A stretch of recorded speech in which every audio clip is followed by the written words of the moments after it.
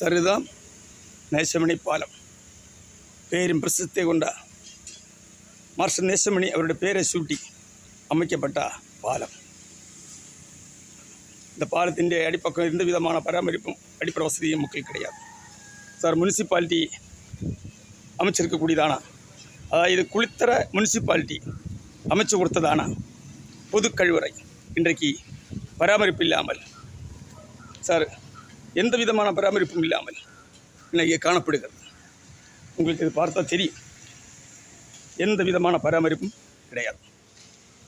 யாரும் கவனம் செலுத்துறதும் கிடையாது. இந்த இடம் எப்படி கிடக்குது என்று பராமரிக்க கிடையாது. பாருங்கள் சார். ஆகையால் என்னோட வேண்டுகோள் எல்லாம் மக்களுக்காக இந்த இடத்தை நான் பார்வையிடுறேன். எந்த விதமான ஒரு பராமரிப்பு இல்லாமல் அசுத்தமாகவே இருக்குது சார். எந்த சுத்தமும் கிடையாது. எப்படி கிடக்குன்னு பாருங்கள் ஏரியா. நூற்றுக்கணக்கான மக்கள் இரவு பகலாக குளிக்க வரும் இடம்.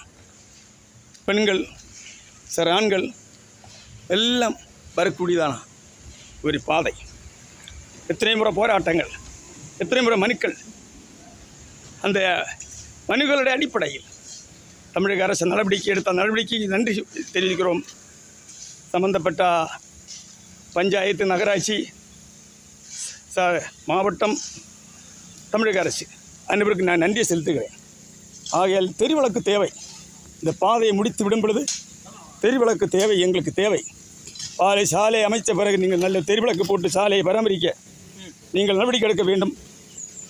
இதுதான் எங்களுடைய கருத்து. செய்யும் நம்பிக்கை எங்களுக்கு இருக்கிறது.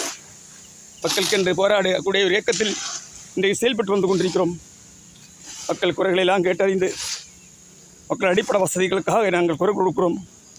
தொடர்ந்தும் பாடுபடுவோம், தொடர்ந்து குரல் கொடுப்போம். சரி, யாருடையும் காசுக்கு ஆசைப்பட்டோ பணத்துக்கு ஆசைப்பட்டோ அல்ல. மோகன்குமாருடைய பணிவிடங்கள் இலவசமாக பொது சேவை. மக்களுடைய பணிகள் நேர்மையாக இருக்க வேண்டும்.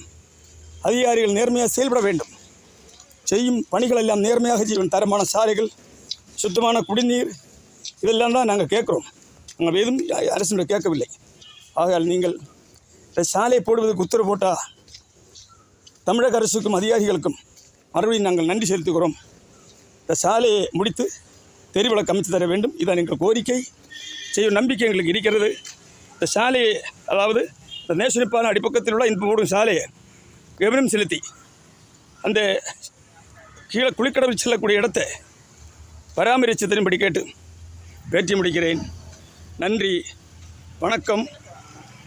மோகன்குமார், தமிழ்நாடு முன்னேற்ற கழகத்தினுடைய நிறுவன தலைவர்.